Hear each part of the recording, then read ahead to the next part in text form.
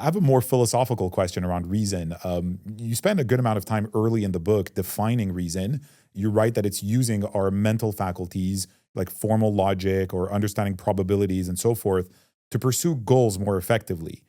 And you point out also that a lot of our choices and goals are not necessarily rational. They're more about preferences. So it's not necessarily reason all the way down. One particularly stylish sentence that caught my attention is, "It is neither rational nor irrational to prefer chocolate ripple to maple walnut, and it is in no way irrational to keep a garden, fall in love, care for stray dogs, party like it's 1999, or dance beneath the diamond sky with one hand waving free." Love the Dylan reference there. And then later in the book, though, you imply that a commitment to reason does come with some constraints or influence on goals. You write that, morality is a mix of self-interest with sociality and impartiality. And, impartiality is also one of the key aspects of reason. You write that rationality is not just about compute power. It also ties into things like reflectiveness and open-mindedness.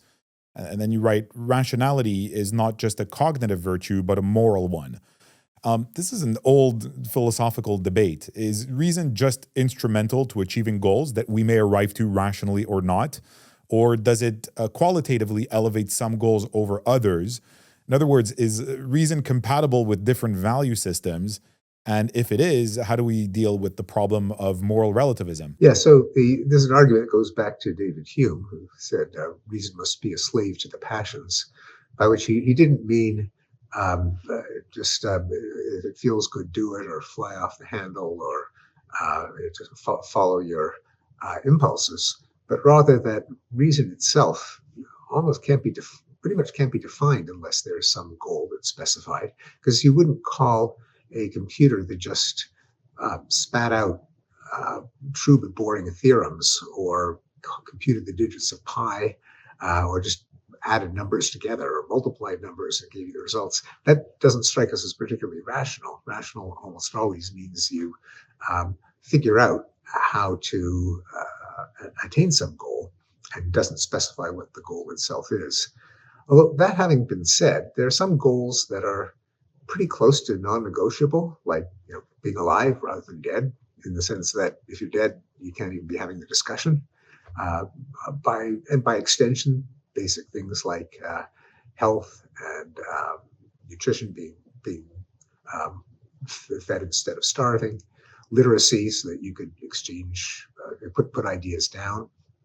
And Hume pointed out, there's nothing rational about preferring those things to being, say, sick and in pain and impoverished and on death's door. But they're kind of built in, particularly since we are products of evolution. So we naturally have an urge to survive, to fight off injury and disease, to value our families, to appreciate beauty and other goals. So given that we are wired that way with goals, there can therefore be rational and irrational ways of promoting them. And in addition, and this is what gets us to morality in the passage that you quoted, as long as pursuing your goals involves someone else, that is, someone else not to exploit you, not to kill you, not to steal from you, maybe to help you if you're in trouble, which of course characterizes all of us. None of us is kind of a galactic overlord that controls every living thing in the universe. We all depend on the graces of others. Well, then you can't prioritize your well-being over someone else's if you are seeking their buy-in, their consent, their even continuing the conversation.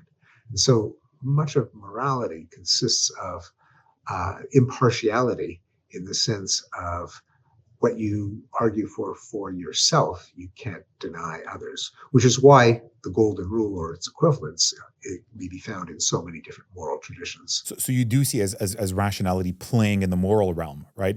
Because of this recognition of the interconnected nature of life, interconnected with others, it does inevitably sort of enter into the moral realm and would, for example, elevate some goals over others. For example, the opposition to that would be, the individualistic rational agent just simply seeking their own zero-sum interest at all times. You would perhaps, if I understand properly your notion of rationality, you would perhaps not see that as necessarily rational because it doesn't acknowledge this reality of the sort of social interconnectedness of life, or this fairness principle of impartiality. Yeah, it's unsustainable if your well-being depends in any way whatsoever on what other people do, which of course it does.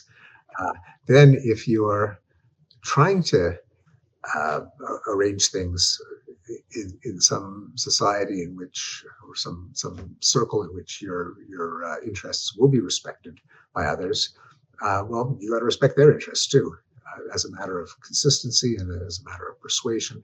So this is not a theorem of logic, and this is Hume's point. You can't prove mathematically that we ought to be moral, but then you can't prove that we'd rather be in comfort than in pain, or fed than starving, or healthy than sick either.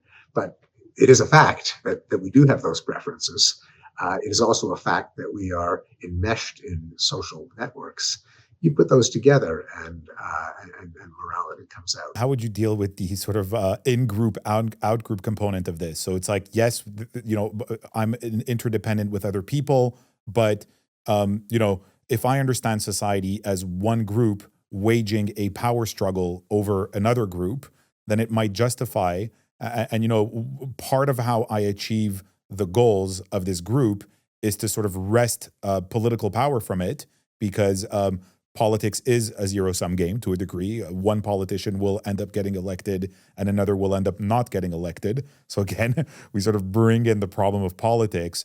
Would it be possible then to pursue rational goals that would also be detrimental to sort of other groups? So the sort of in-group, out-group dynamic to morality, or should that come even with some watering down from a sort of broader perspective? Yeah, well, in a liberal democracy, the rules of the game are set up so that the ultimate beneficiaries are neither the ruling coalition or the opposition, but the population. That is, that what the system prioritizes is benefits to the people, and if the party in power is doing something wrong, they get punished at the ballot box. That even they don't get to mete out vengeance on their political enemies, which enhances the zero-sum nature of politics. They still get a voice, even if they are in the minority. That's probably the difference between a liberal democracy and just a bare bones electoral democracy, sometimes called an electoral autocracy, because people just vote for one autocrat versus another. And we know from following what happens in elections in countries that don't have a robust liberal democracy, such as many African countries, that the most violent times and periods are around elections, because everything is at stake. Especially when parties are aligned with ethnic groups. If their party gets elected, then your ethnic group gets disenfranchised, oppressed. All the jobs, and especially in countries where all the best jobs are in government, go to the other tribe, and members of your tribe get fired with every turnover. So making a successful liberal democracy tries to eliminate the zero-sum faction against faction element, and make it so that even the losing faction still has a skin in the game.